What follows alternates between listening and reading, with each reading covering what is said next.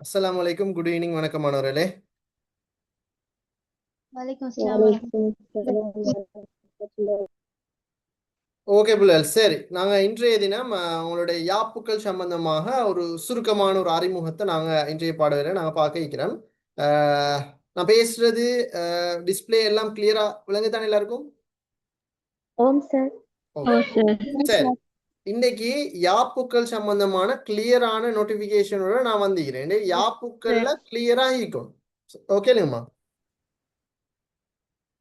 சரிதானே பிள்ளைகள்? முக்கியமாக இன்னைக்கு நாங்க பார்க்க போற யாப்புக்கள் கோல்ஃப்ரூட், குருமேக்கெல்லாம், மெனிங் டெவன்ஷியர், இந்த 4 யாப்புக்களை தான் நாங்க பார்த்திக்கிறோம். எனவே இந்த 4 யாப்புக்களை நாங்க பார்க்கிறோம். எனவே என்ன சந்தேகம் வந்தாலும் நீங்க இந்த 4 யாப்புக்கள் உள்ளுக்கு கட்டாயம் கேட்டு அதை கிளியர் பண்ணி கொள்ளணும். சரியா? Okay sir. ஓகே பிள்ளைகள். எனவே எந்த ஒரு சந்தேகமும் இதுள்ளுக்கும் இருக்கக்கூடாது. ரைட். இப்ப நாங்க பார்ப்போம். முதலாவது என்ன விஷயம் என்று சொன்னா, நான் நேற்றைய பாட வேலையில் ஒரு கேள்வி ஒன்று கேட்டிருந்தாங்க. ஏன்னா முக்கியமான ஒரு கேள்வி ஒன்று கேட்டிருந்தாங்க. எப்படின்னா, சார், இதற்கு முதல்ல வந்த நீங்க சொன்ன மாதிரி அதாவது போர்த்துகேயரும் ஒல்லாந்தரும் வந்தாங்க, மதத்தை பரப்பினாங்க, வளங்களை கொள்ளையடிச்சாங்க, போயிட்டாங்க. பிரிட்டிஷும் அதையும் செஞ்சுட்டு சார் இலங்கையில அரசியல் பொருளாதார மாற்றங்களை அவங்க செய்யணும் அப்படின்ற ஒரு கேள்வி ஒரு மாணவி நேற்றைய பாடவேளையில் எழுப்பியிருந்தாங்க. ஏன்னா ரைட், அந்த கேள்விக்கான விடை என்னன்னா, பிரித்தானியர் பிள்ளைகள் அவங்களுக்கு இலங்கையோட பெருமதி விளங்கிட்டு. பெருமதினா என்ன? இலங்கையோட பெருமதி, இலங்கையோட பெருமதி, இலங்கையில ஈக்கிற மாதிரி வளங்கள் வேற எந்த நாட்டிலையும் இல்லைன்னு அவங்களுக்கு விளங்கிட்டு. குறிப்பாக இலங்கையில அந்த நறுமண சரக்குகள், வாசனை திரவியங்கள், அடுத்தது அந்த கருவா, ஏலம், இதுகள் வேற நாடுகள்ல குறைவு, நம்மட நாட்டுல இருந்துச்சு. அந்த இதுக்கு ஐரோப்பிய சந்தையில நல்ல டிமாண்ட் வேற இருந்துச்சு. எனவே பிரிட்டிஷ் பார்த்தாங்க என்னன்னா, இவங்களை நாம வளங்களை கொள்ளையடிச்சிட்டு நாம போறதை விட, மதத்தை பரவிட்டு போறதை விட, நீண்ட காலம் நம்ம ஆட்சி செஞ்சு இன்னும் இன்னும் இன்னும் இன்னும் இன்னும் இன்னும் வளங்களை எடுக்கணும், குறைஞ்ச செலவுல கூடிய வருமானம் ஈட்டணும்ன்றதுக்காக அவங்க நினைஞ்சாங்கன்னா இலங்கையை நீண்ட காலம் ஆட்சி செய்ய முன் வந்தான். சரிதானே? எனவே அந்த நீண்ட காலம் ஆட்சி செய்ய முன் வரும்போது வேற வழி இல்லாம அவங்க என்ன செய்ய சொன்னா, அவங்க படிப்படியாக ஜனநாயகத்தின் ஊடாக இலங்கையில யாப்புக்கள் அறிமுகப்படுத்துறதுக்காக நான் முன் வந்தான். சரிதானே? அந்த வகையில தான் இலங்கையில கோல்ஃப்ரூக் யாப்பு, குருமேக்கலம், மெனிங் டெவன்ஷியர் என்ற யாப்புக்கள் இலங்கைக்கு கிடைச்சது. சரிதானே? இப்ப குறிப்பாக இலங்கையில பிரித்தானியா மூடி இலங்கையோட வருமானம், இலங்கையோட செலவு, இலங்கையோட நிர்வாகம் இதை ஆராயறதுக்காக ஒரு குழுவை பிரித்தானியா மூடி இலங்கைக்கு அனுப்பி வச்சாரு. அந்த குழுட பேர் தானே என்ன? 2 உறுப்பினர் வந்தாங்க அந்த குழு. கோல்ஃப்ரூக், இன்னொன்று கமரன். இந்த 2 பேரும் தான் அந்த டைம்ல அந்த 2 பேர் தலைமையிலான குழு தான் இலங்கைக்கு வந்தாங்க. அப்ப இலங்கைக்கு இலங்கையில இருக்கக்கூடிய எல்லா விடயங்களையும் ஆய்வு செஞ்சுட்டு என்னென்னால் ஒரு யாப்பொண்ட பிரித்தானியா முடிக்க அனுப்பினாங்க. இப்படி இலங்கைக்கு ஒரு யாப்பனை கொடுத்தா நல்லம்னு சொல்லி, அதுக்கு பிறகு பிரித்தானியா முடி அந்த யாப்பை அங்கீகரித்து அதை நடைமுறைப்படுத்தினாங்க. எனவே அந்த யாப்பால இலங்கைக்கு கிடைச்சதுதான், அந்த கோல்ஃப்ரூக் கெமரோன் யாப்பால இலங்கைக்கு கிடைச்சதுதான் இலங்கையில பெரும்பாலான மாற்றங்கள், 100க்கு கிட்டத்தட்ட 70% மாற்றங்கள் இந்த கோல்ஃப்ரூக் கெமரோனால நடந்ததுதான். முடியாட்சியை ஒழிச்சாங்க, இனவாரி அறிமுகப்படுத்தினாங்க, சாதி முறையை ஒழிச்சாங்க, இலங்கையில பெருந்தோட்ட பயிற்சி முறை அறிமுகம் செஞ்சாங்க, மன்னர் ஆட்சி ஒழிச்சாங்க, ஜனநாயக முறைய அறிமுகம் செஞ்சாங்க. எனவே இப்படி கிட்டத்தட்ட பல ஏற்பாடுகளை என்ன செஞ்சாங்க? பல ஏற்பாடுகளை அறிமுகப்படுத்தினாங்க. சரிதானே? அதுல எந்த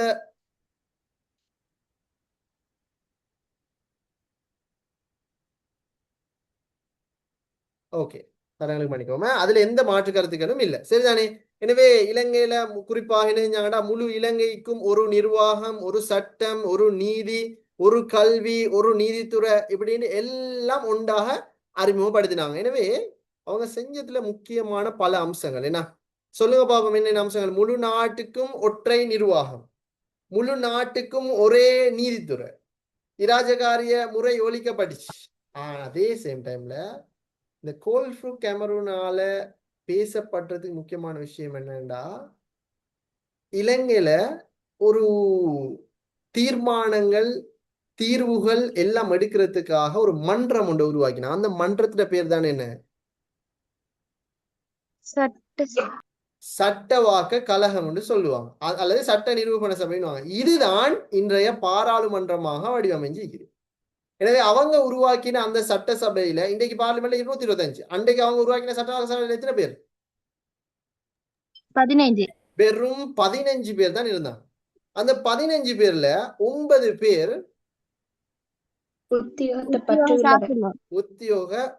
உத்தியோக உறுப்பினர்கள். அப்படின்டா அந்த 9 பேரும் பிரித்தானியர். மீதி 6 பேர் உத்தியோக சார்பற்றோர். அந்த 6 பேரும் தான் இலங்கையர். எப்படி பிள்ளைகள்? உத்தியோக சார்புடையோருண்டா அவங்க பிரித்தானியர், உத்தியோக சார்பற்றோருண்டா இலங்கை. ஆனா இலங்கை தான். ரைட். எனவே இப்ப இதுல வந்து பிள்ளைகள் நாங்க தெளிவா விளங்கி வச்சுக்கொள்ளணும். ஆரம்பத்துல இப்ப குறிப்பாக அவங்க சட்ட கழகம் உருவாக்கினது மிக முக்கியமான மாற்றங்களாகத்தான் நீக்குது. சரிதானே? இப்ப இதுல நாங்க பார்த்தோம்னு சொன்னா 6 உறுப்பினர்களும் மக்களால தெரிவு செய்யப்படல, ஆளுநரால தான் நியமிக்கப்பட்டாங்க. இப்ப நாம சும்மா வச்சுக்கொள்ளுமே, இப்ப கிளாஸ்ல வந்து ஒரு கமிட்டி ஒன்று உருவாக்கப்படுதுன்னு வச்சுக்கோ. ஆனா அனைத்து பிரதிநிதிகளையும் சரி, இப்ப இந்த கிளாஸ் குரூப்ல ஒரு கம்யூனிட்டி ஒன்று ஒரு கமிட்டி ஒன்று நான் உருவாக்குறேன். இந்த ஒரு 100 பேர் இருக்குதுன்னா இந்த 100 பேர்ல ஒரு கமிட்டி ஒன்று உருவாக்கு. இந்த கமிட்டில இருக்கிற எல்லாருமே நான் தான் தெரிவு செய்யறேன். ரைட். அப்ப இதுல பிரதிநிதிகள் ஈக்கிறாங்க. ஏன்னா உங்களை பிரதிநிதித்துவப்படுத்துறதுக்காக தான் நான் அந்த கமிட்டியை நான் தெரிவு செஞ்சுக்கிறேன். அப்ப நான் கேட்கிறேன், இது தேர்தலா? அப்ப என்னன்னு சொல்றேன்? என்னன்னு சொல்றேன்? தெரிவு. என்ன எப்படியான தெரிவு? மக்கள் தெரிவா, நியமன தெரிவா? நியமன தெரிவு. இதெல்லாம் நியமனம். மக்கள் தெரிவா? அத இன்னும் எளிமையா சொல்லணும்டா, ஒரு பஸ்ல ட்ரிப் போறதுக்கு அவங்க எல்லாருக்கும் சீட் கிடைச்சிட்டு, ஆனா யார சீட்ல அமர்த்தணும்ன்றத நான் தான் தீர்மானிக்கணும். இப்படித்தான் பிரித்தானியாட கோல்ஃப்ரூ கேமரன் யாப்பு வரும்போது முழு அதிகாரமும் யார்கிட்ட இருந்துச்சு? ஆளுநர்கிட்ட தான் இருந்துச்சு. ரைட். எனவே ஆளுநர்கிட்ட முழு அதிகாரத்தையும் கொடுத்திருந்தாங்க. நம்ம நாட்டை இயக்குறதே அவர் தான். அவரை மீறி ஒன்றும் செய்ய இயலாது. ரைட். எனவே அதுக்கு பிறகு கோல்ஃப்ரூ கேமரன் யாப்பு வந்துதான் என்ன செஞ்சாங்கன்னா அதிகாரத்தை கொஞ்சம் குறைச்சாங்க. எனவே இதுதான் கோல்ஃப்ரூ கேமரூன்ல நடந்தது. சட்டவாக்க கழகம் ஒன்று உருவாக்கினாங்க. அதுல 15 பேர் இருந்தாங்க. எனவே இதுதான் கோல்ஃப்ரூ கேமரூன் மூலம் இருந்தது. அதோட சேர்த்து இலங்கையில ஒரு பிரதிநிதித்துவ முறையை அறிமுகம் செஞ்சாங்க. நான் இப்ப சொன்னேன், உத்தியோக சார்புடையோர் 9, உத்தியோக சார்பற்றோர் இலங்கையர் எத்தனை பேர்? 6. அந்த 6 பேரையும் எப்படி தெரியுமா அந்த பிரதிநிதிகளை தெரிவு செஞ்சார் ஆளுநர்? இன ரீதியாக. அப்படின்டா பௌத்தராணி 2 பேர் வா, தமிழராணி 2 பேர் வா, கிறிஸ்தவராணி 2 பேர் வா, அப்படின்னு இனத்தை டார்கெட் பண்ணித்தான் என்ன செஞ்சாங்க அந்த கமிட்டிய, அந்த சட்டசபைக்கான ஆட்களை அந்த 6 பேரையும் இனத்தை அடிப்படையா வச்சு தெரிவு செஞ்சாங்க. அதனாலதான் அந்த பிரதிநிதித்துவம் என்னன்னு சொல்லுவோம்? இனவாரி எனவே அந்த இனவாரி பிரதிநிதித்துவ முறை அறிமுகம் செஞ்சதும் இந்த கோல்ஃப்ரூ கேமரன். இப்ப நான் ஒரு கேள்வி கேட்கிறேன், நீங்க சொல்றீங்களா? ஓகே. 1833 கோல்ஃப்ரூ கேமரன் யாப்பின் மூலம் இலங்கையில் ஏற்பட்ட பிரதான மாற்றம் எது என்ற ஒரு கேள்வி வருதுண்டா, 1 ஜனாதிபதி அரசாங்க முறை, 2 ஒற்றையாட்சி அரசாங்க முறை, 3 சர்வஜன வாக்குரிமை, 4 சட்டவாக்கு கழகம். ஒற்றையாட்சி இல்ல. ஜனாதிபதி அரசாங்கம் வருமா? இல்ல. நெவர். சட்டவாக்கு கழகம் தான் நீங்க மெயின். இவ்வளவுதான் கோல்ஃப்ரூ கேமரன் யாப்ல கேட்கக்கூடிய. இதுல ஏதாவது சந்தேகம் இருக்குதா? கேளுங்க பாப்போம். There is any doubts? No doubt. No doubt. Right. அதன் தொடர்ச்சியா கோல்ஃப்ரூ கேமரன் யாப்புக்கு பிறகு இலங்கைக்கு கொண்டு வரப்பட்ட முக்கியமான யாப்பு தான் என்னன்னு சொல்லுவாங்க? குருமக்கள். குருமேக்கலை யாப்பு. குருமேக்கலத்துல ஒரே ஒரு சேஞ்ச் தான். பாப்போம் நீங்க எத்தனை பேர் கண்டுபிடிக்கிறீங்க சொல்லுங்க பாப்போமா. ஒரே ஒரு சேஞ்ச். வரையறுக்கப்பட்ட வாக்குரிமை அறிமுகப்படுத்தப்பட்டது. என்ன செய்யப்பட்டுச்சு? வரையறுக்கப்பட்ட வாக்குரிமை. புள்ளல் எல்லாரும் கொஞ்சம் இந்த பிடிஎஃப் எல்லாரும் பாருங்க பாப்போம். நான் இந்த வேர்ட்ல காட்டுற இந்த பிடிஎஃப் கொஞ்சம் எல்லாரும் விசிபிள் பண்ணுங்க.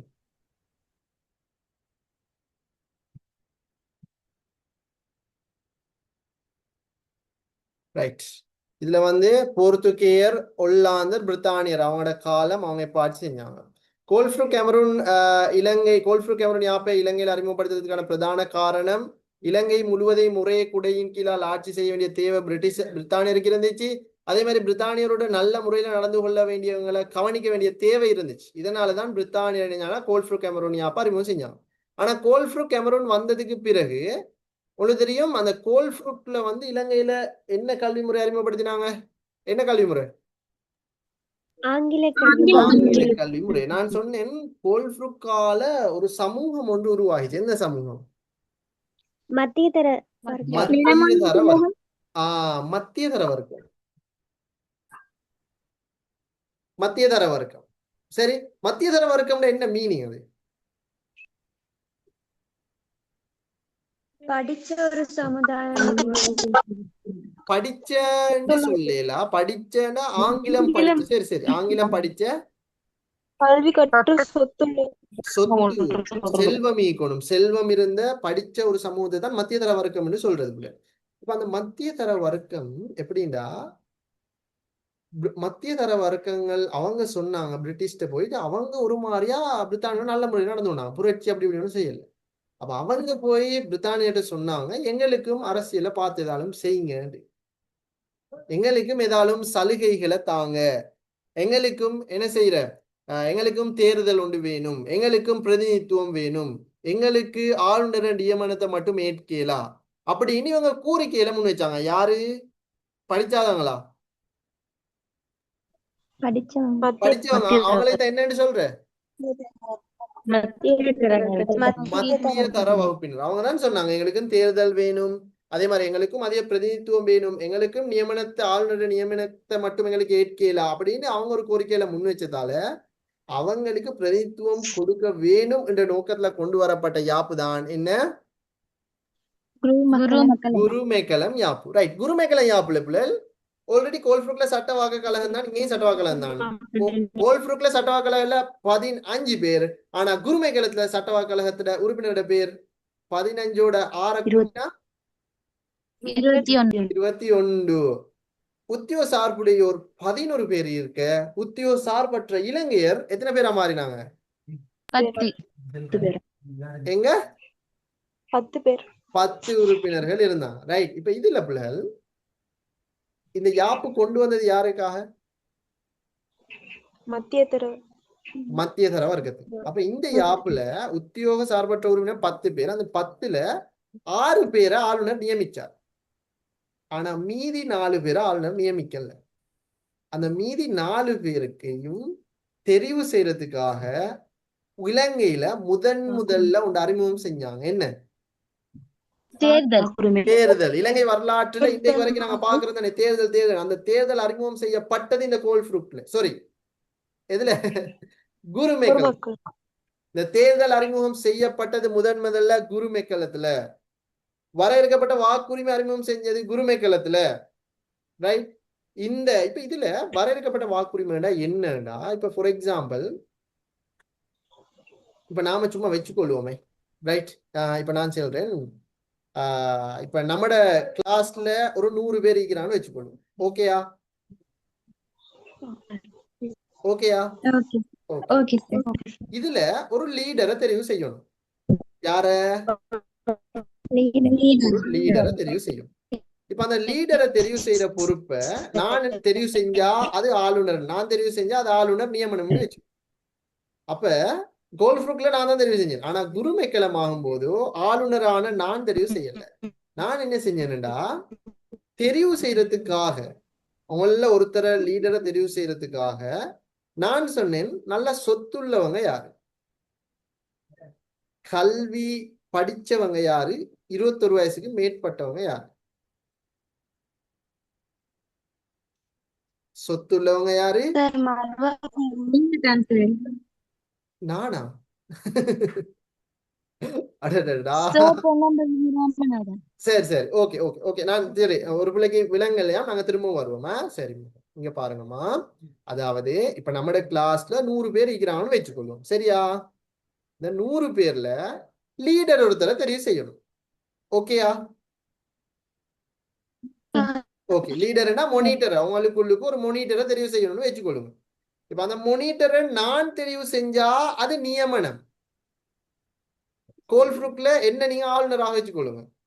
கோல்ஃப்ரூக்ல நான் தான் தெரிவு செஞ்சேன், அது நியமனம். ஆனா குருமேக்கலத்துல நான் என்ன செஞ்சேன், ஒரு 6 பேரை தெரிவு செஞ்சுட்டு மீதி 4 பேரை தெரிவு செய்யற பொறுப்பை உங்க எல்லாட்டையும் விட்டுட்டேன்னா அவங்க எல்லார்ட்டையும் தந்துட்டேனா? இல்ல. இந்த 100 பேர் இருந்தா இந்த 100 பேர்ல நான் என்ன செஞ்சேன்டா, கேட்கிறேன், இதுல நல்ல செல்வம் படைச்ச மாணவர்கள் யார்? சரி, சும்மா வச்சுக்கோமே, ஹேண்ட் ரைஸ் பண்ணுங்களே, உங்களுக்கு ப்ராக்டிக்கலா நான் செஞ்சு காட்டுறேன். ஹேண்ட் ரைஸ் பண்ணுங்க, சும்மா சும்மா ஒரு இதுக்காக நான் கேட்கிறேன். நல்ல செல்வம் மீக்கிறவன் ஹேண்ட் ரைஸ் பண்ணுங்க. Right, okay. ஒன்று, ஆ ஆ ஆ, ரெண்டு, ஹப்சா, ஆயிஷா. வேற வேற வேற ஹேண்ட் ரைஸ் பண்ண கூடாது. ஒரு சிம்பிள், ஒரு சும்மா ஒரு ப்ராக்டிக்கலுக்கு. வேற வேற வேற வேற வேற வேற வேற வேற வேற வேற சும்மா நீங்க ஹேண்ட் ரைஸ் பண்ணுங்க. ரியூஃப், இன்னும் இன்னொரு 2 பேர். தர்ஷனி, ரியூஃப். Right, very good good. அப்படி இயங்குறீங்க. Right, right. Rimasha, Hamda. Right, okay. இப்ப 100 பேர் இருக்கிற கிளாஸ்ல இன்னும் எத்தனை பேரை ஹேண்ட் ரைஸ் பண்ணிக்கிறாங்க? நான் கேட்டேன் என்ன, சொத்துடையவங்க, அடுத்தது கல்வி கற்றவங்க கையை வைத்துங்க. அப்ப இந்த 100 பேர்ல 2, 4, 6, 8 பேர் தான், 8 பேர் தான் என்ன செஞ்சீங்கன்னா கை வைத்தீங்க. அப்ப இந்த 8 பேர், 100 பேர்ல 8 பேர் தான் சொத்து மீக்குது, கல்வி கற்று மீக்கிறாங்க. அப்ப இந்த 8 பேர் அல்லாதவங்கள்ட்ட சொத்தும் இல்ல, சொத்தும் இல்ல, கல்வியும் இல்ல. இப்படித்தான் எடுக்கும். அப்ப என்ன செஞ்சாங்க ஆளுநர், இந்த 100 பேருக்கு ஒரு லீடரை தெரிவு செய்யற பொறுப்பை இந்த 8 பேருக்கு தான் கொடுத்தாரு. வேற யாரும் லீடரை தெரிவு செய்ய. அப்ப இந்த 8 பேரும் என்ன செஞ்சாங்கடா, ஓட் பண்ணாங்க. அதுக்கு எலெக்ஷன் மாதிரி ஒரு தேர்தலை ஆளுநர் வச்சாரு. அப்ப அந்த எலெக்ஷன்ல ஓட் பண்ண தகுதி யார் யாரு யார் யாரு? இந்த 8 பேர் மட்டும்தான். ஆளுநர் எலெக்ஷனை வச்சாரு. எலெக்ஷனை வச்சு அதுல வேட்பாளராக இருக்கக்கூடிய தகுதியும் இந்த 8 பேருக்கு தான் நீக்குது. வேட்பாளராக ஈக்கக்கூடிய தகுதி அந்த 8 பேருக்கும், அந்த 8 பேரை நியமிக்கிற தகுதியும் யாருக்கு ஈக்குது? இந்த 8 பேருக்கு தான் நீக்குது. அப்ப அந்த 8 பேரும் ஓட் பண்ணுவாங்க. அந்த ஓட் பண்ணதுல யாருக்கு கூடுதல், அந்த 8 பேர்ல யாருக்கு கூடுதல் ஓட் வருதோ அவங்க தான் யாரு, அந்த 4 பேரும் தான் கூடுதலா ஓட் வர அந்த 4 பேரைத்தான் ஆளுநர் என்ன பிரதிநிதிகளாக தெரிவு செஞ்சார். சார் அவங்க அவங்களுக்கு ஓட் பண்ணிக்கொண்டு என்ன செய்யற? அவங்களுக்கு அவங்க ஓட் பண்ணி கொண்டு சொன்னா எப்படியுமே இப்ப அப்படி பார்த்தா எல்லாருமே செய்யல. அது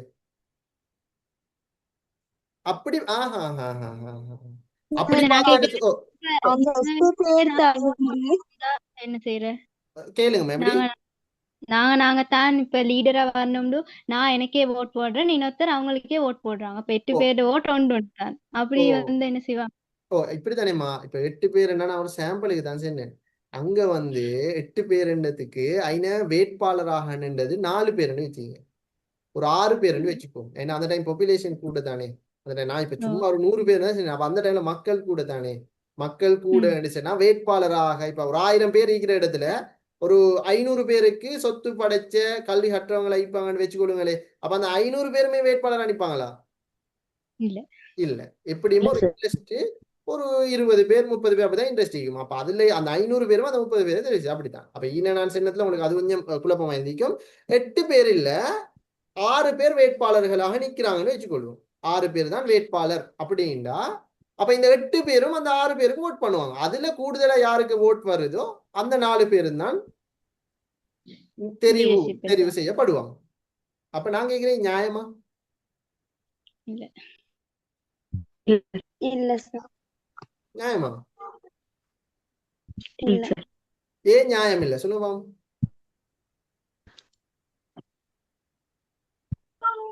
சாதாரண மக்கள் கவனிக்கப்படையில தானே சார், அதனால. பிரில்லியன்ட். சாதாரண மக்களை கணக்கெடுத்தாங்களா குருமைக்குளத்துல? இல்ல. கணக்கெடுக்கலையே. இல்ல. ஓகே, வேற கருத்து? ரைட். ஏன்னா சாதாரண மக்களோட உரிமை கொடுக்கல, அவங்களுக்கான voting உரிமை கொடுக்கல. Very good. அவங்களுக்கு ஓட்டிங் உரிமை கொடுக்கல, அவங்களோட உரிமைகளை கணக்கெடுக்கல. அப்ப பாருங்க, அப்ப நியாயம் இல்லாத வேலை. எப்படிதான் 100 பேர் ஈக்கிற ஒரு கிளாஸ், 100 பேருக்கு தலைமை தாங்கக்கூடிய ஒருத்தரை வெறுமனே ஒரு 8 பேரோ 10 பேரோ தெரிவு செஞ்சா சரியா? இப்ப நான் சும்மா கேட்கமே, நம்ம நாட்டை ஆட்சி செய்யற ஜனாதிபதியை நாம தெரிவு செய்யாம சும்மா பார்லிமெண்ட் உள்ளுக்கு மட்டும் தெரிவு செஞ்சா நல்லா இருக்குமா? இல்ல. இல்ல. இப்ப அரபு நாடுகளை பாருங்க, மன்னர் ஆட்சி நாடுகளை பாருங்க, மக்கள் தெரிவு செய்யறல நாட்டு தலைவரை, அவங்களே தான் ஆட்சி பிடிச்சிட்டு வராங்க. அப்ப அது ஜனநாயகமா? நாடாது இல்ல. இல்ல. எனவே இதைத்தான் என்னன்னு சொல்லுவாங்க, வாக்குரிமைன்றதுல வரையறுக்கப்பட்ட வாக்குரிமை. அப்ப வரையறுக்கப்பட்ட வேர்டே வருதுண்டா, வாக்குரிமை என்ன செஞ்சுக்கிறாங்க, வரையறுத்து வச்சுக்கிறாங்க. எனவே இதுல நாங்க பார்க்கணும் என்ன நினைச்சுன்னா, இந்த வரையறுக்கப்பட்ட வாக்குரிமை மூலம் இலங்கையில படிச்ச கல்வி கற்ற ஒரு இளைஞர் தெரிவு செய்யப்பட்டார். அவர்தான் இன்னைக்கு வரைக்கும் பேசப்பட்டார். யாரு? சேர் பொன்னம்பலம் இராமநாதன். சேர் பொன்னம்பலம் இராமநாதன். எனவே குருமைகளை இருக்கிறக்கூடிய ஒரு ஜோக் என்ன சொன்னா, ஓட் போடுறதுக்கு ஆசை இருந்தா மட்டும் போதா, எடியூகேஷன் சர்டிபிகேட்டும் ப்ராப்பர்ட்டி ஃபைலும் கட்டாயம் கொண்டு போகணும் ஆளுநர்கிட்ட. அப்படின்னா ஓட் போடுறதுக்கு ஆசை இருந்தா மட்டும் போதா, அவர்கிட்ட கொண்டு போகணும். என்ன சொத்தை கொண்டு போய் காட்டணும், 1 கோடி பணத்தையும் கொண்டு போய் அவர்கிட்ட காட்டணும், கல்வி கட்டுறதுக்கு சர்டிபிகேட்டையும் கொண்டு காட்டணும். அப்பதான் என்ன செய்வாரு, ஓட் போடுறதுக்கு என்ன செய்வாரு, எலோ பண்ணுவார். இல்லாட்டி எலோ பண்ண மாட்டாரு. அப்ப நாங்க இதை விளங்கி. எனவே ஒரு கேள்வி கேட்கிறேன். தென் குருமைக்களம் யாப்பின் மிகப்பெரிய அறிமுகப்படுத்தப்பட்ட புதுமையான ஒரு விடயம் என்னன்னா, அவங்களோட ஆன்சர் என்ன? வரையறுக்கப்பட்ட வாக்குரிமை. அதோட இன்னொன்னு சொல்லலாம், இனவாரி பிரதிநிதித்துவம். ஹலோ, இனவாரி ஆல்ரெடி இனவாரி ஆல்ரெடி இருக்குது. அது இங்கேயும் இருந்ததான். அதை வந்து இப்ப இப்படித்தானே மகள் நல்ல தேர்தல் அறிமுகம். சரி சரி, அந்த புள்ள கேட்டாங்க, அவங்களுக்கு சொல்லிடுவோம்.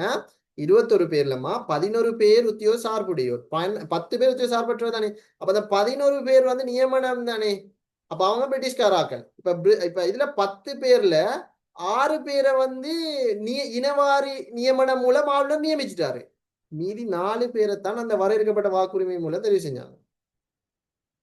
சரியா? அப்ப இனவாரி மூலம்தான் அந்த 10 பேர்ல 6 பேர் இனவாரியா தான் தெரிவு செய்யப்பட்டாங்க. அப்ப நல்ல ஞாபகம் வச்சுக்கொள்ளணும், குருமைக்களத்துல இருக்கக்கூடிய சேஞ்ச், புதிய விஷயம் என்னடா, வரையறுக்கப்பட்ட வாக்குரிமை அறிமுகம் செய்யப்பட்டுச்சு, அடுத்து தேர்தல் அறிமுகம் செய்யப்பட்டுச்சு. ஓகே, வேற டவுட் கேளுங்க. அந்த 4 பேரும் வந்து இலங்கையரா? ஓ, அந்த 4 பேர் அந்த 4 பேரும் இலங்கையர். இப்ப சார் பொன்னமல ராவணா இலங்கையர் தானே. ஓகே, சரியா? Okay, right. எனவே அந்த 2வது யாப்பும் சாப்டர் க்ளோஸ். இப்பதான் சண்டைய கொஞ்சம் பார்க்க போறோம். சரி, ரைட். 3வது நான் அந்த பிடிஎஃப்ல காட்டிட்டு உங்கள்கிட்ட இருந்து அந்த பதில எடுத்துட்டு உங்களுக்கு காட்டிட்டே நான் கொண்டு வரேன். ரைட். ஒவ்வொரு யாப்பும் வாரேடா, முன்னர் யாப்புல ஏதோ ஒரு குறைபாடுகள் இருந்திருக்கும். எனவே குருமைக்களை யாப்பு பெய்யுது, அதுல ஏதோ குறைபாடு இருந்திருக்கலாம். என்ன குறைபாடு பாருங்க பாப்போம், என்ன சொல்லிக்கிறாங்க வாசிங்க, என்ன சொல்லிக்கிறாங்க? கலவரத்தை கட்டுப்படுத்த. என்ன கலவரம்? நான் சும்மா கேட்கிறேன், சொல்லுங்கம்மா. 1818 ஆண்டு கலவரம். 1818 ஆண்டு கலவரம் எல்லாம் நடந்துச்சு தான். இப்ப நாங்க பாக்குறது 1912 இருக்கிறோம். ஏன்னா சரி, இப்ப இதுல வந்து மகள் என்னடா, நான் இப்பதான் சொன்னேன், 100 பேர் ஈக்கிற ஒரு இடத்துல வெறுமனே 100 பேருக்கு தலைவராக வரக்கூடிய ஒருத்தர 8 பேர் மட்டும் தெரிவு செஞ்சா போதுமா? அது நியாயமா? நியாயம் இல்ல. அப்ப அந்த பாமர மக்களுக்கு பாவமா இல்லையா? பாவம். அப்ப அவங்க சும்மா இருப்பாங்களா பார்த்துட்டு, தென் புரட்சி செய்யத்தானே ஆரம்பிப்பாங்க. புரட்சி செய்ய ஆரம்பி. எனவே அவங்க கலவரங்களை ஏற்படுத்தினாங்க. எங்களுக்கும் என்ன செய்யணும்? வாக்களிக்கிறதுக்கு எங்களுக்கும் உரிமை வேணும். மத்திய தர வர்க்கத்துக்கு மட்டுமல்ல, எங்களுக்கும் என்ன செய்யணும்? வாக்குரிமை வழங்குறதுக்கு எங்களுக்கும் வாய்ப்பு தாங்க. அப்ப அவங்க சொன்னாங்க, இந்த இனவாரி வேணாம், பிரதேச வாரி பிரதிநிதித்துவத்தை தாங்க. இனவாரியாக தெரிவு செய்ய வேணாம், பிரதேச வாரியாக தெரிவு செஞ்சு தாங்க அப்படின்னு சொல்லி. எனவே கோல்ஃப்ரூக்ல சட்டவாக்க கழகத்துல 15 பேர். இதுல நாங்க இன்னொன்று விளங்கணும். இந்த யாப்பு வந்து நீங்க ஏன் தற்காலிகம் என்று சொல்றேன்னு சொன்ன மகள், இந்த யாப்பு பிரிட்டிஷால தரல. Colebrooke Cameron பிரிட்டிஷால தந்ததுதான். குருமேக்கலம் பிரிட்டிஷால தந்தது. ஆனா மெனிங் பிரிட்டிஷால தந்ததா இல்ல. அந்த யாப்பு வந்து அட் த மூமெண்ட் வந்து இலங்கையில மெனிங் என்ற ஆளுநர் இருந்தார். அப்ப அவருக்கு கலவரம் நாடு ஃபுல்லா வெடிக்க தொடங்கியதால அவருக்கு வேற வழி இல்லை. அந்த கலவரத்தை கண்ட்ரோல் பண்ணணும்னா ஒரு யாப்பை தற்காலிகமா அறிமுகப்படுத்தி தான் ஆகணும். அதனால அந்த டைம் எட் த மூமெண்ட் யாப்பொண்ட கொண்டு வந்து மக்களை திருப்திப்படுத்த வேண்டிய ஒரு இக்கட்டான நிலைமையில தான் அவங்க கேட்ட கோரிக்கைகளை, மக்கள் கேட்ட கோரிக்கைகளை அப்படியே சேர்த்து ஒரு யாப்பாக இலங்கைக்கு கொடுத்தாரு மெனிங் என்ற ஆளுநர். அதனாலதான் மெனிங் தற்காலிகம் அப்படின்ற பேர் வந்து அதுக்கு வந்துச்சு. சரிதானே? இதுல இந்த யாப்பையே ஃபெயில்னதை நாங்க பார்ப்போம். ஆனா அதுக்கு முதல்ல கோல்ஃப்ரூக்ல 15 பேர், குருமேக்கலத்துல 21 பேர், தென் மெனிங்ல சட்டவாக்கலத்துல எத்தனை பேர்? 37 பேர். அதுல மெனிங்ல வந்து முக்கியமாக ஒரு சில மாற்றங்கள் ஏற்படுது. என்ன ரைட்? ஒரு முக்கியமான மாற்றம் தான். என்ன மாற்றம் சொன்னா, உத்தியோக உறுப்பினர்கள் வந்து 14 பேர், உத்தியோகப்பற்ற உறுப்பினர்கள் 23 பேரா மாறுது. அப்ப இங்க யாரு கூடிட்டாங்க? இலங்கையரா பிரித்தானியரா? இலங்கையரா பிரித்தானியரா? 37 பேர்ல உத்தியோக சார்புடையவர் 14 பேர், உத்தியோக சார்பற்ற இலங்கையர் வந்து 23 பேர். அப்ப யாரு கூட? இளைஞர் தான் கூட. ரைட். இதுல இந்த இலங்கையர்கள் இருக்கிறாங்க தானே, 23 பேர் வந்து இலங்கையர்களாக இருந்தாங்க. இந்த 23 பேர்ல எப்படி தெரிவு செய்யப்பட்டாங்க என்றால், இதற்கு முதல்ல ஆளுநர் எப்படி தெரிவு செஞ்சாரு? நீ இந்துவா வா, நீ பௌத்தரா வா, நீ கிறிஸ்தவரா வா, நீ பரங்கியரா வா, அப்படித்தானே தெரிவு செஞ்சாங்க. அதுக்கு தான் என்ன பிரதித்துவம்னு சொல்ற? இனவாரி பிரதிநிதி. மெனிங் தற்காலிகம் யாப்புல எப்படி தெரியுமா? நீ பௌத்தரா, நீ இந்துவா, நீ கிறிஸ்தவரா வா, அதோட சேர்த்து புதுசா நீ கொழும்பா, நீ குர்நாகலா, நீ அன்றாபுரமா, நீ ஜஃப்னாவா வா அப்படின்னு இன்னொரு முறையிலையும் தெரிவு செஞ்சாங்க. இனவாரியா தெரிவு செஞ்சதோட அதுவும் மீக்குது. அதோட இன்னொரு முறையில பிரதேசத்தை அடிப்படையாக தெரிவு செஞ்சாங்க. அதுதான் என்னன்னு சொல்ற? பிரதேசவாரி பிரதிநிதித்துவம். அப்ப மெனிங்ல இனவாரி இல்லாம போயிட்டா இல்ல, இனவாரி மீக்குது. எட் சேம் டைம்ல புதுசா இதை அறிமுகப்படுத்திக்கிறாங்க, பிரதேசவாரி பிரதிநிதித்துவம். இனவாரியான தெரிவுக்கும் பிரதேசவாரி பிரதிநிதித்துவத்துக்கும் டிஃப்ரெண்ட் விளங்கிட்டா? கிளியர் தானே மகள்? ஓகே. இப்ப இதுல அப்ப என்ன? பிரதேசவாரி பிரதிநிதித்துவம் அறிமுகம் செய்யப்பட்டிருக்குது. இன்னொன்று, உத்தியோக சார்பற்ற உறுப்பினர்களோட எண்ணிக்கை என்ன செஞ்சுட்டு அதிகரிச்சிட்டு. அப்ப நல்லா ஞாபகம் வச்சுக்கொள்ளணும், இது முக்கியமான மூமெண்ட். ரைட்? எனவே இலங்கையில வந்து குறிப்பாக மெனிங் தற்காலிகம் என்ற யாப்புல இடம்பெற்றது 2 மாற்றம். என்ன மாற்றம்? உண்டு, பிரதேசவாரி பிரதிநிதித்துவம் அறிமுகம். 2, உத்தியோக சார்பற்ற உறுப்பினர்களோட எண்ணிக்கை அதிகரிச்சு போச்சு. இந்த 2 தான் நாங்க இருக்கக்கூடிய சேஞ்ச். கிளியரா? சரி, நான் ஒரு கேள்வி கேட்கிறேன், சொல்றீங்களா? மெனிங் தற்காலிக யாப்பில் இளைஞர்களுக்கு கிடைத்தது என்ன? வெயிட், நான் ஆன்சர் நாள் சொல்றேன், நீங்க பதிலா சொல்லுங்க பாப்போம். ஒன்று எண்ணிக்கை பெரும்பான்மை, இன்னொன்று முழு அதிகாரம், 2வது முழு அதிகாரம், 3வது சுதந்திரம், 4வது சர்வஜன வாக்குரிமை. என்ன ஆன்சர்? எண்ணிக்கை பெரும்பான்மை. எண்ணிக்கை பெரும்பான்மை. ரைட். இன்னொரு கேள்வி.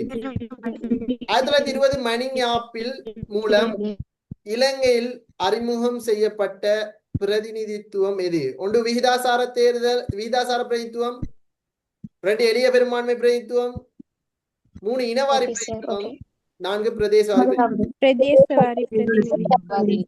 அப்ப இனவாரி இல்லையா? இருக்கு சார். இனவாரி ஏற்கனவே இருந்தது. Very good, brilliant. இனவாரி அறிமுகம் செய்யல, அது இருக்கு. அறிமுகம் எங்க நடந்தது? அது அறிமுகம் வந்துட்டு. அப்ப அது இங்க ஈக்குது. ஆனா அது அறிமுகம் செய்யப்படல. இங்க அறிமுகம் செய்யப்படுது பிரதேசவாரி. கிளியரா? Done done done. சரி. இப்ப அதன் தொடர்ச்சியாக நாங்க பார்க்க போற அடுத்த மிக முக்கியமான யாப்பு தானே இது.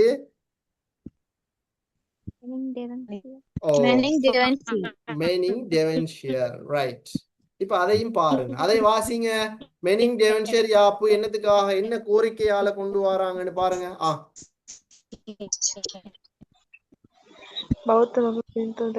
மேல மேல மேல மேல மேல மேல மேல இதான் நாட குறை. மணிங்க குறை வந்து இதான் இலங்கை மக்களை முழுமையாக திருப்திப்படுத்த வேண்டிய தேவை. சரி.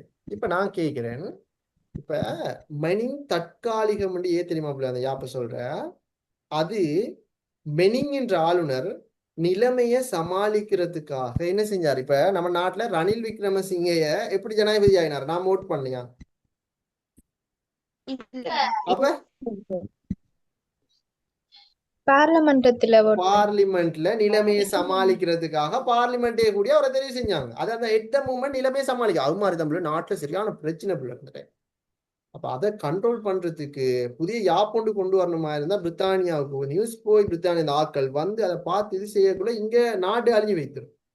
அதனாலதான் எந்த மூமெண்ட் இருந்த மெனிங் என்ற ஆளுநர் மக்களை சமாளிக்கிறதுக்கு அவங்க கேட்ட கோரிக்கைகளை அப்படியே நிவர்த்தி செஞ்சு ஒரு யாப்பாக கொடுத்தாரு. ஆனா அது பிரித்தானியாவால கொண்டு வரப்பட்டதல்ல. சரியா? அதனாலதான் அதை தற்காலிகம் அவர் முன்வைக்கும் போதே சொன்னாங்க, இதை கொஞ்சம் டெம்பரரியாக இந்த யாப்பை வச்சு கொள்வோம். சரி, டெம்பரரி யாப்பு, அதுதான் தற்காலிக யாப்பு. இது நிரந்தரமே. கோல்ஃப்ரூ கேமரா நிரந்தரம் தான். அங்க தற்காலிக வேர்டு இல்லை, உரிமைகளை நிரந்தரம், தற்காலிக வேர்டு இல்லை. ஆனா மெனிங்கிற யாப்பு முன்வைக்கும் போதே தற்காலிகம் தான் சொன்னேன். பிகாஸ் அது அந்த நிலைமையை சமாளிக்கிறதுக்காக அவசர டைம்ல வந்து முன்வைக்கப்பட்ட ஒரு யாப்பு. அந்த யாப்பு உண்மையிலே ஃபெயில் தான். மெனிங் டெவன்ஷியர் யாப்பு எப்படின்னா, மெனிங் தற்காலிக யாப்பிக்கிற காலப்பகுதியில் எப்படின்னா இலங்கை மக்களை முழுமையாக திருப்திப்படுத்த வேண்டிய ஒரு தேவை ஆளுநருக்கு இருந்துச்சு. அந்த டைம்ல மெனிங் ஆளுநர் தானே இருந்த. இப்ப என்ன செய்யறாங்கன்னா பிரித்தானியா கோல்ஃப்ரூ கேமரூன் அனுப்பின மாதிரி, குரு மெக்கலத்தை அனுப்பின மாதிரி இப்ப டெவன்ஷியர் என்ற ஒரு பிரபை என்ன செய்யறாங்க, இலங்கைக்கு அனுப்புறாரு. எனவே அந்த டெவன்ஷியர் பிரபு இலங்கையில வந்து ஆய்வு செஞ்சுட்டு என்ன செஞ்சாருன்னா புதிய யாப்போட அறிமுகப்படுத்துறதுக்கு அவர் செஞ்சது என்ன தெரியுமா? எட் த மூமெண்ட் மெனிங் ஆளுநர் முன்வச்ச யாப்போட பேர் தான் என்ன? மெனிங் யாப். அந்த யாப்ப அப்படியே என்ன செஞ்சாரு, கொடுத்தாரு. கொஞ்சம் ரீமோடிஃபை பண்ணி திருப்பி ஃபர்ஸ்ட்ல இருந்து சொல்லிடுமா, அவளுங்க கேட்கல. சரிம்மா, ஓகேம்மா, சரி, ரைட். இங்க பாருங்கம்மா, அதாவது மெனிங் தற்காலிகம் யாப்பு வந்து நான் சொன்னேன் வந்து அவசர டைம்ல, அப்படின்னா நிலைமையை சமாளிக்கிறதுக்காக மணிங் என்ற ஆளுநர் அந்த டைம்ல இருந்த ஆளுநர் அவர் தான். அப்ப அவர் உண்மையிலே இதுக்கு முதல் வந்த யாப்பு எப்படின்னா பிரித்தானியால இருந்து 2 ஆளுநர்கள் அனுப்பி அவங்களினுடைய யாப்பை கொடுத்தாங்க இலங்கைக்கு. இப்ப பாருங்க, கோல்ஃப்ரூ கேமரா 2 பேர் வந்தாங்க, ஆராய்ஞ்சாங்க, ஒரு ஒரு ஒரு ஒரு நகல் திட்டத்தை வந்து இப்படி ஒரு நகல் திட்டம் இது மாதிரி ஒரு யாப்பை அவங்களுக்கு கொடுத்தா நல்ல சொல்லி பிரித்தானியா கொடுத்தாங்க. பிரித்தானியா முடி சைன் வச்ச உடனே இது அப்படியே இலங்கைக்கு வந்துதான் உடைய யாப்பு கோல்ஃப்ரூ கேமரா. அதே மாதிரி அதுக்கு பிறகு குருமேக்கலம் 2 பேர் வந்தாங்க, ஆய்வு செஞ்சாங்க. அப்ப இது மாதிரி ஒரு யாப்பை அவங்களுக்கு கொடுத்தா நல்ல நகல் திட்டம் ரெடி பண்ணி பிரித்தானியாவுக்கு கொடுத்தாங்க, மூடிட்டு அவர் சைன் வச்சார். ரைட், அது யாப்பா வந்துட்டு. ரைட். மணி ஓ சார், இன்னொரு டிப் சொல்லுங்க சார், கட் ஆயிடுச்சு. சரி சரி, ஓகே ஓகே, சரி பிள்ளை, ரைட், ஓகே. இப்ப எல்லாருக்கும் நான் பேசுற கேக்குது தானே? சரி, ஓகே. நீங்க இன்ட்ரெஸ்ட் ஆகிக்கிறீங்கன்னு விளங்குது. சரி, வந்து மகள் எப்படின்னாமா, இப்ப இதுக்கு முதல்ல வந்து எப்படின்னு சொன்னா ஒரு யாப்பு தாரன்னு சொன்னா பிரித்தானியா முடிட சைமோடு தான் யாப்பு வரும். இப்ப இதற்கு முதல்ல நான் சொன்னேன் இலங்கையை வந்து போர்த்துகேயரும் உள்ளாந்தரும் செஞ்ச மாதிரி வளங்களை கொள்ளையடிச்சிட்டு மதத்தை மட்டும் பரப்பிட்டு போகாம பிரித்தானியர் என்ன தெரியுமா கொஞ்சம் யோசிச்சாங்க, நம்ம போனோம்டா நமக்கு இன்னும் லாபம் ஈட்டேலா, அப்ப இலங்கை இன்னும் நீண்ட காலம் நாங்க ஆட்சி செஞ்சோம்டா குறைஞ்ச செலவுல நமக்கு கூடிய லாபத்தை ஈட்டலாம் அப்படின்ற ஒரு தோட்ல தான் இலங்கையில இணைஞ்சாங்கன்னா யாப்புக்கள் அறிமுகம் செய்யறதுக்கு முன் வந்தாங்க. அதுல முதலாவது கோல்ஃப்ரு கெமரூனை இலங்கைக்கு அனுப்பி இலங்கையோட வருமானம் நிதி செலவெல்லாம் ஆராய்ஞ்சிட்டு வாங்கன்னு சொல்லி அந்த 2 பேரையும் அனுப்பினாங்க. அப்ப அவங்க ஆராய்ஞ்சிட்டு வந்துட்டு அவங்க ஒரு யாப்புண்ட அந்த டைம் யாப்புன்னு சொல்லல நடைபெற அந்த டைம் நகல் திட்டம்னு தான் சொல்றேன். நகல் திட்டம் உண்டு, ஒரு லெட்டர் ஒன்ல இப்படி ஒரு புக் மாதிரி ரெடி பண்ணி எழுதிட்டு இதை இப்படி இந்த விஷயங்களை உங்களுக்கு கொடுத்தா நல்லம்னு சொல்லி என்ன செய்யாங்க எழுதிட்டு அதை அப்படியே பிரித்தானியாவுக்கு கொடுத்தாங்க. அப்ப கொடுக்குற அந்த டைமுக்கும் அந்த புத்தகத்தை என்னன்னு சொல்லுவோம், என்ன திட்டம், நகல் திட்டம்னு சொல்லுவாங்க. அது கொடுத்ததோட பிரித்தானியா சைன் வச்சாருண்டா, பிரித்தானியா அப்படி சைன் வச்சதோட அந்த நகல் திட்டம் என்னவா பேர் மாறும், யாப்பாக மாறும். எனவே அது கோல்ஃப்ரு கெமரூன் யாப்பாக வந்துச்சு. ரைட். அதுக்கு பிறகு மத்தியதர வர்க்கம் ஒன்று உருவாகி அவங்க சொன்னாங்க எங்களுக்கும் பார்த்து ஏதாலும் செய்யுங்க, எங்களுக்கும் பிரதித்துவம் வேணும். அதுக்கு பிறகு பிரித்தானியா முடிய ஒரு ஆளுநர் அனுப்பினாரு, அவங்க தான் குருமேக்கலாம். அவங்க வந்து சரி இப்படின்னு சொல்லி அவர் ஒரு நகல் திட்டம் ரெடி பண்ணி அதை அப்படியே பிரித்தானியா முடிவு கொடுத்தாங்க. அதை சைன் வச்ச உடனே அது ரைட் கோல்ஃப்ரு கெமரூன் யாப்பாக இலங்கைக்கு வந்துச்சு.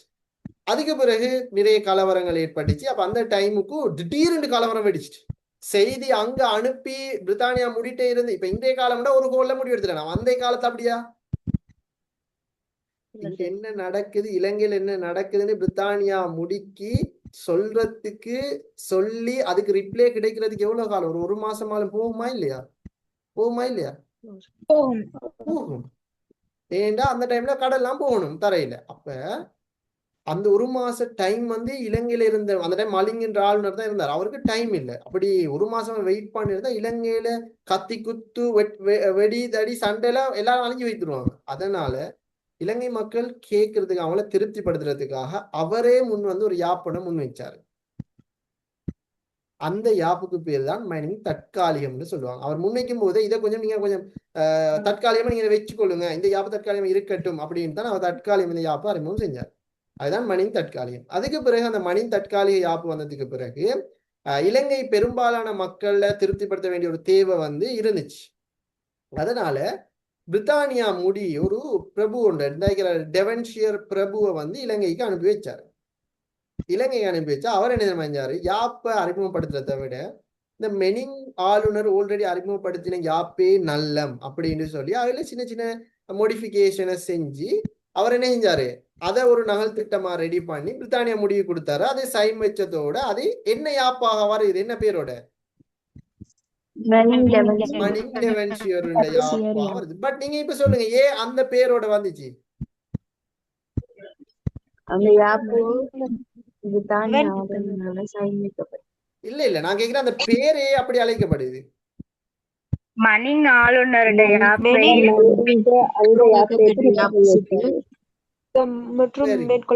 ஓ இவர் ஈ அடிச்சான் கோபின்ற மாதிரி அவருடைய யாப்பேனே செஞ்சுக்கிறார் டெவன்ஷியர் பிரபு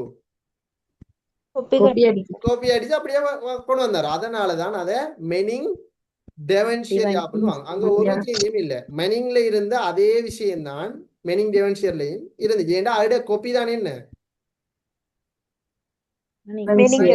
அதுல கொஞ்சம் உறுப்பினர்களோட எண்ணிக்கை கொஞ்சம் கூடிச்சு. ஏன்னா இப்ப மணிங்ல வந்து 37 பேருனா மணிங் டெவன்ஷியர் ஆகும்போது 49 பேரா மாறிச்சு. ஆனா இந்த இதுலயும் 2 பிரதிநிதித்துவமும் இருந்துச்சு. மணிங் டெவன்ஷியர் என்ன பிரதிநிதித்துவம், சரி ஓகே. எனவே நாங்க பார்க்கணும் என்னன்னா குறிப்பாக மெனிங் டெவன்ஷியர் யாப்பு வந்து ஆல்ரெடி இருந்த அந்த 2 பிரதிநிதித்துவம் மணிங்ல இருந்த அந்த 2 பிரதிநிதித்துவமும் அப்படியே மணிங் டெவன்ஷியர்லயும் இருந்துச்சு. என்ன 2 பிரதிநிதித்துவம், ஒன்று பிரதேசவாரி பிரதிநிதித்துவம், இன்னொன்று இப்ப பாத்தீங்கன்னா கோல்ஃப்ரூக்ல ஒரு பிரதிநிதித்துவம் தான், இனவாரி மட்டும்தான். குருமேக்கலத்திலையும் அதே இனவாரி மட்டும்தான். ஆனா மெனிங்கும் மெனிங் டெவன்ஷியர்லயும் ஒரு பிரதிநிதித்துவமா இருந்துச்சு, 2 பிரதிநிதித்துவம், இனவாரியும் இருந்துச்சு, சேம் டைம்ல பிரதேசவாரியும் இருந்துச்சு. இப்ப சில கேள்விகள் வார இலங்கையில பிரதிநிதித்துவம் அறிமுகம் செய்யப்பட்ட யாப்பு, அதாவது இலங்கையில வந்து பிரதேசவாரி பிரதிநிதித்துவ முறையை அறிமுகம் செய்த யாப்பு எதுன்னு கேட்டா எல்லாரும் அடிக்கிற மணிங் டெவன்ஷியர். இது ஆன்சர். மெனியா பெனிங். ரைட், கிளியரா? தென் அப்ப இப்ப பாருங்க, 1833 சட்டசபை வந்துச்சு, 1910 தேர்தல் வந்துச்சு, 1920 பிரதேச வாரி வந்துச்சு, 1924 ஆகும்போது அந்த பிரதேச வாரி பிரதிநிதித்துவம் விரிவடைஞ்சிச்சு. கோல்ஃப்ரூக்ல 15 பேர், குருமேக்கலத்துல 21 பேர், மெனிங்ல 37 பேர், மெனிங் டெவன்ஷியர்ல 49 பேர். கிளியரா? பாருங்க, அப்ப இதுல இந்த நாங்க பார்த்த 4 ஆப்லயுமே எதுல கூடுதலா சேஞ்சஸ் வந்தீங்க?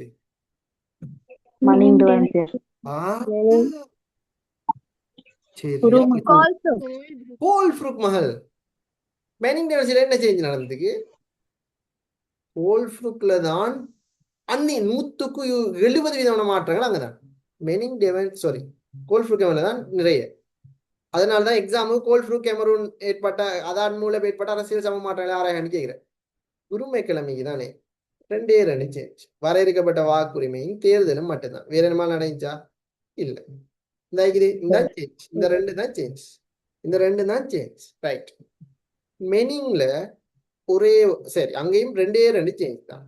ஒன்று பிரதேச வாரி அறிமுகம், இன்னொன்று உத்தியோக சார்பற்றவங்களோட எண்ணிக்கை கூடிச்சு. அந்த 2 சேஞ்ச். மணிங் டெவன்ஷியர்ல ஒரு சேஞ்சும் இல்ல, அதுல ஈக்ரே தான் இருந்துச்சு. சரியா? ஓகே, இவ்வளவுதான்.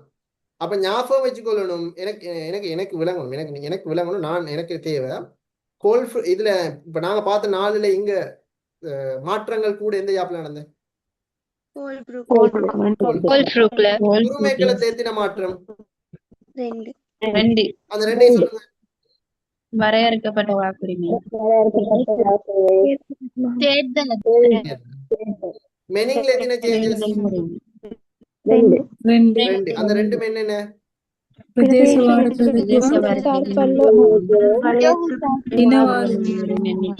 அதிகரிப்பு.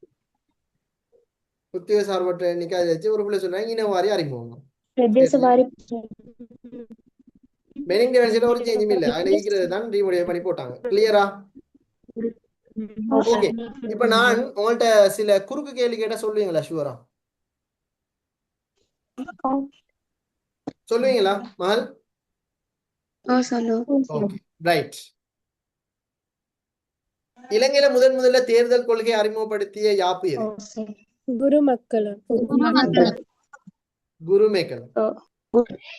இலங்கையில முதல்ல பிரதேச வாரி பிரதிநிதித்துவத்தை அறிமுகம் செஞ்ச யாப்பு எது?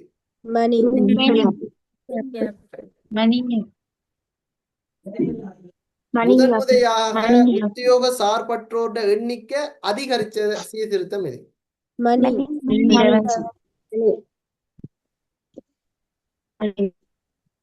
யோசிச்சு சரி, நான் 30 செகண்ட் டைம் தான், யோசிச்சு சொல்லுங்க.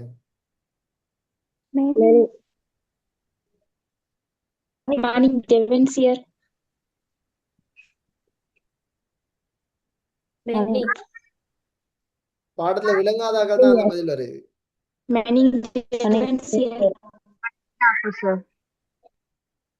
நான் கேட்கிறேன், முதன்முறையாக உத்தியோக சார்பற்றோட எண்ணிக்கை அதிகரித்தது எந்த யாப்பில்? மகள் மணிங்மா இப்பதானே சொன்னீங்க. மணிங்ல 2 மாற்றம் தானே. ஒன்று பிரதேச வாரி அறிமுகம், அடுத்தது என்ன? அதிகரிச்சிச்சு. அப்ப மெனிங் டெவன்ஷியர்ல கேள்வியே வராது.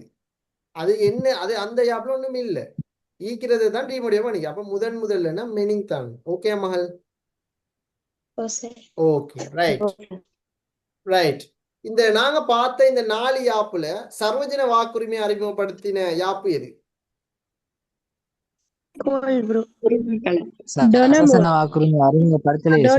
Very good. யார் அந்த போய்? பேர் என்னமா? நான் தான் சார். கொஞ்சம் சொல்லுங்களே. Sihan sir. சிஹான். உங்களுக்கு ஒரு சல்யூட் அடிக்க வேணாம். ஷியான் அடிச்சு கொள்வா. சல்யூட் பிள்ளையோ தெரியா? பிள்ளை தானே. தேவையில்ல சார். பிரில்லியன்ட். அவரு தான் ஒழுங்கா பாடத்துல இருந்தீங்க. சர்வஜன வாக்குரிமைன்னு ஒரு வேர்டால் நான் படிச்சு தந்தேனா? படிச்சு தந்தேனா? இல்ல சார். இந்த 4 ஆப்லயுமே சர்வஜன வாக்குரிமையே இல்லையே. ஒரு பிள்ளை சொல்லிட்டு கோல்ஃப்ருக்காம். கோல்ஃப்ரூக் நான் சொல்லி தந்தேனா?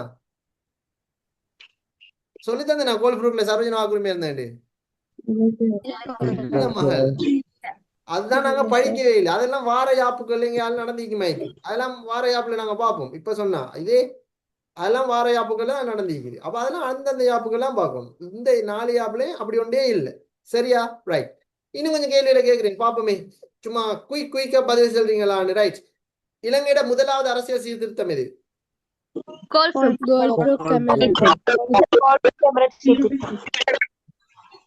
யாருடையோ சரி. இலங்கையோட முதல் அரசியல் சீர்திருத்தம் கொள்கை. சட்டவாக்க கழகம் உருவான ஆண்டு எது? 1833 503.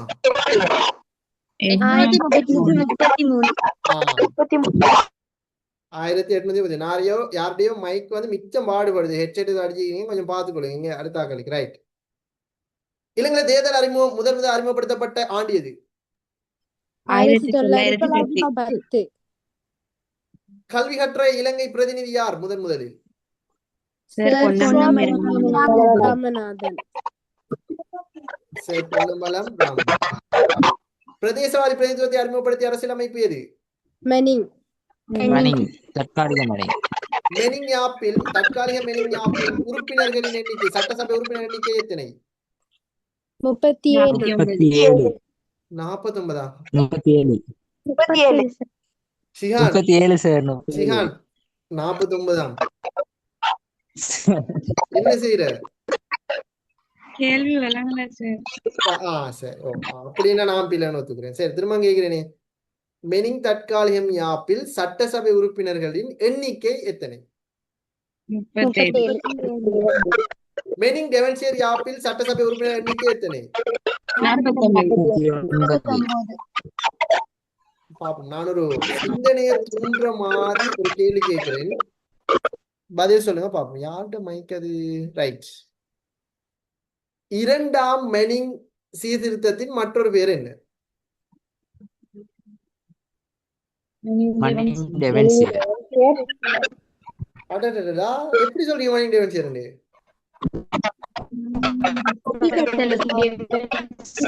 அந்த ஆயிஷா உங்களோட மைக்க நான் நினைக்கிறேன். ஏமா எப்படி? சொல்லுங்க சொல்லுங்க சொல்லுங்க சொல்லுங்க. காப்பிகட் சுட்டி சார். காப்பிகட். இது முதலாவது மணிங். மெனிங் டெவன்சியர் எத்தனாம் மணிங்னு சொல்றாங்க? இரண்டாம் மணிங்னு தான் சொல்றேன். ரைட். இவ்வளவு பார்த்த யாப்புகள்ல கோல்ஃப்ருக்கோ, குருமெக்கலோ, மெனிங்கோ, மெனிங் டெவன்சியர், இந்த 4 யாப்புலையும் இறுதி அதிகாரம் யார்கிட்ட இருந்தது? பிரித்தானிய முடி. ஆளுநர். பிரித்தானிய முடி வந்து இவரை பிரதிநிதித்துவப்படுத்தணும். இவர் வந்து பிரித்தானிய முடியை பிரதிநிதித்துவப்படுத்தணும்.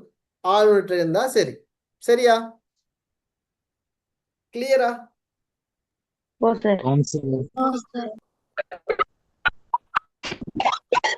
தென் எல்லாம் கிளியர் தானே?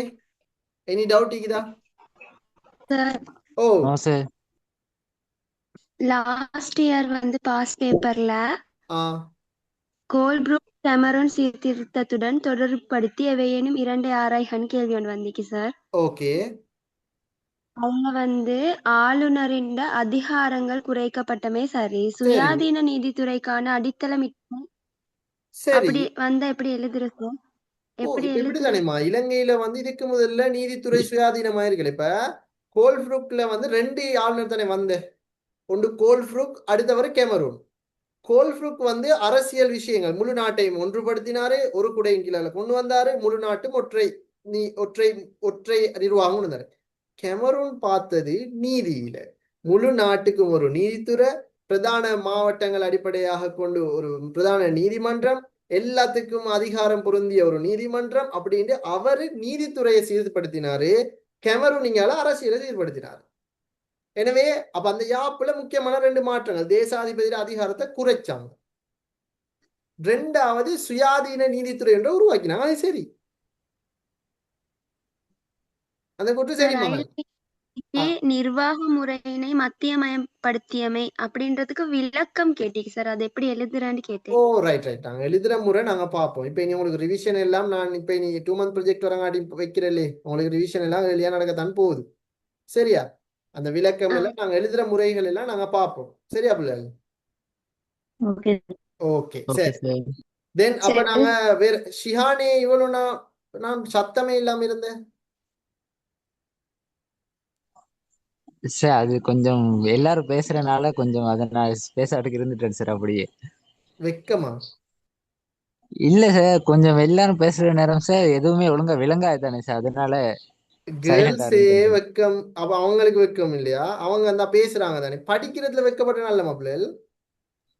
அப்படி இல்ல சார், கொஞ்சம் ஏதாவது ஒன்று விளங்கணும் தானே சார் இல்ல எனக்கும் இல்ல சேர்த்து, இல்ல இல்ல இல்ல அதனால. புள்ள, நீங்க கேர்ள்ஸ் நீங்க சொல்லுங்க, படிக்கிறதுல வெக்கப்படலுமா? இல்ல அவர் சார் வெக்கப்படையாது. பாருங்களே ஷிஹானு வெக்கப்படுறது கேர்ள்ஸ் மாதிரி. ஷிஹான் என்ன செய்யணும் இனி? சரி சார், இந்தியில இருந்து பேசுறேன். இந்த இருந்து பேசணும். Right right. இன்னைக்கு தான் நான் ஒரு போயிட குரல் ஒன்று கேட்டிக்கிறேன். சரி ஓகே பிள்ளை. ரைட். எனவே உங்களுக்கு பாடம் கிளியரா? டவுட் எல்லாம் கிளியரா? சமரிக்கு போமா? ஓ சார். Sir sir yes. தேசாதிபதி மகாதேசாதிபதி என்றா என்ன? ஓகேம்மா. மகா தேசாதிபதின்ற வேர்டு வந்து, அந்த மகாண்ட வேர்டு வந்து அது வார யாப்பு, அதாவது இப்பதை சொல்லக்கூடாது, சொன்னா உங்களுக்கு இண்டஸ்ட்ரி எல்லாம் பேய்த்திரும். பட் என்ன நீங்க கேட்கறதுக்காக சொல்றேன். அந்த மகாண்ட வேர்டு சோல்பரியில தான் எட் பண்ணாங்க. நாங்க டொனமூர் வரைக்குமே தேசாதிபதியில தான் வேர்டை யூஸ் பண்ணணும். சோல்பரி ஆகக்குள்ள தான் அந்த மகான்ற வேர்டு எட் ஆயிடுச்சு. அப்ப நாங்க கோல்ஃப்ரூட் குருமைகளை மெனிங் மெனிங் டெவன்ஷியர் வரைக்குமே நாங்க மகா தேசாதிபதி தேவையில்லை. ஏன்னா அப்படி அழைக்கப்படலை. எப்படி அழைக்கப்பட்ட? தேசாதிபதி. அப்படி அழைச்சா போதும். சரியா மகள்? Okay sir. விளங்குற மாதிரி சொல்லணும்டா. யார் அந்த கேள்வி கேட்ட? தர்ஷினி தானே? நான் சார். யாரு கேள்வி கேட்ட? ஷஹ்லாவா? ஓ சார். சரி, ஷஹ்லாவுக்கு அந்த உதாரணம் சரி. ஷஹ்லாவுக்கு அந்த சூட்டபிள் ஆகாதுன்னு அந்த பேர் எட் பண்ணுங்க. ரைட். தர்ஷினியை கொஞ்சம் கூப்பிடுவேன். தர்ஷினி, ஷஹ்லா பாத்துங்க உதாரணத்தை. தர்ஷினி, உங்களோட பேரை கொஞ்சம் நீங்க சொல்லுங்களேம்மா. தர்ஷினி. தர்ஷினி ஃபுல்லா சொல்லுங்க. ரமேஷ் தர்ஷினி. ரமேஷ் தர்ஷினி. நீங்க இப்ப மெரி பண்ணீங்கடா, கணவர்கிட்ட பேர் எட் பண்ணுவீங்களா உங்களோட பேருக்கு பின்னால? எட் பண்ணுவோம் சார். எட் பண்ணுவீங்க. எப்ப? மெரி பண்ணதுக்கு பிறகுதானே? ஓகே. ஓகே. அதே மாதிரி தான் ஷஹ்லா. அப்ப நாங்க இப்ப இன்னும் தர்ஷினி மெரி பண்ணல, அதனால தேசாதிபதினு கூப்பிடுவோம். மெரி பண்ணதுக்கு பிறகு சோல்பரி வந்ததுக்கு பிறகு எப்படி கூப்பிடுவோம் ஷஹ்லா? மகாதேசாதிபதி. அப்ப இப்போதைக்கு நாங்க எப்படி கூப்பிடுவோம்? தேசாதிபதி. கிளியரா? ஓம் சார். Okay right. வேற எதுவும் டவுட் இருக்குதா? ஓ தேசாதிபதியும் ஆளுநரும் ஒன்னேவா? தேசாதிபதி ஆளுநர் ரெண்டும் ஒன்றுதான். Okay sir. ஓகே. வேற? எஸ் சார், ஏமியன்ஸ் உடன்படிக்கை எத்தனையாம் ஆண்டு அறிமுகமானது? என்ன உடன்படிக்கை? ஏமியன்ஸ் இல்மியன்ஸா? ஏமியன்ஸ் உடன்படிக்கை. ஏமியன்ஸ். அதெல்லாம் இங்கே இல்ல.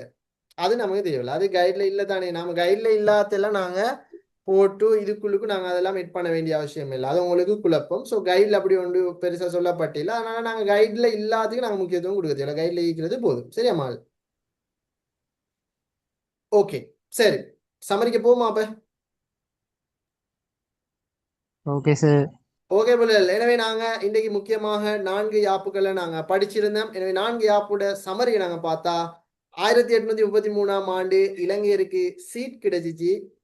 1910ஆம் ஆண்டு ஆகும்போது சிலருக்கு ஓட் கிடைச்சிச்சு. 1920ஆம் ஆண்டு மற்றும் 1924ஆம் ஆண்டு ஆகும்போது ரீப்ரசன்டேட்டிவ் பிரதிநிதி தேர்தலில் வாக்காளர்களாக வேட்பாளர் நிக்கிறதுக்கான வாய்ப்பு கிடைச்சிச்சு. ஆனா சூம் ஹொஸ்டு, அதாவது எல்லா அதிகாரமும் தொடர்ந்தும், உண்மையான அதிகாரம் எல்லாமே தொடர்ந்தும் ஆளுநர்கிட்ட தான் இருந்துச்சு என்றதுதான் இந்த 4 யாப்புக்கள்ல இருந்து நாம தெரிஞ்சு கொள்ளக்கூடிய முக்கியமான விஷயங்களா இருக்குது. எனவே இதன் பிறகு இந்த 4 யாப்புக்களுக்கு பிறகு இந்த 4 யாப்புக்களுக்கு கொடுத்த முக்கியத்துவம் மாறி இனி வரக்கூடிய ஒரு யாப்புக்கு முக்கியத்துவம் கொடுக்கணுமா என்று கேட்டா இல்ல. காரணம், இந்த 4 யாப்பையுமே நாங்க சேர்த்து படிச்சோம். ஏண்டா இதுல எல்லாம் சின்ன சின்ன மாற்றங்கள் இருந்துச்சு. அதே மாதிரி நாங்க ஒவ்வொரு சின்ன சின்ன மாற்றங்களாக வரப்போற அடுத்த டொனமுறை பார்க்கல. அது பிகாஸ் அது ஒரு தனி பெரும் யாப்பு. இலங்கை வரலாற்றுல இலங்கையிட நாட்டுக்கே கேந்திரமாக அமைந்த ஒரு யாப்பு என்று சொன்னா, இலங்கையில சுதந்திரத்துக்கு பின்னர் இலங்கை மத்தியமயமாகிறதுக்கான அடித்தளமே அடுத்து வரப்போற டொனமூர் யாப்புல தான் இடம்பெற்று. எனவே அந்த டொனமூர்ல அப்படி என்ன நடந்துச்சு, அங்க என்ன மாற்றங்களை கொண்டு வந்தாங்க, அந்த மாற்றங்களால இலங்கைக்கு என்ன நடந்துச்சு, இலங்கைக்கு என்ன நன்மைகள் கிடைச்சிச்சு, இந்த மாதிரி விடயங்கள் எல்லாமே நாங்க மீண்டும் அடுத்த பாட வேலையில சந்திப்போம். அஸ்ஸலாமு அலைக்கும், குட் நைட், வணக்கம். வலைக்கும் வலைக்கும் அஸ்ஸலாம் வரஹ்மத்துல்லாஹி வபரகாத்துஹு சார். வலைக்கும் சலாம் சார். வலைக்கும் அஸ்ஸலாம் வரஹ்மத்துல்லாஹி வபரகாத்துஹு.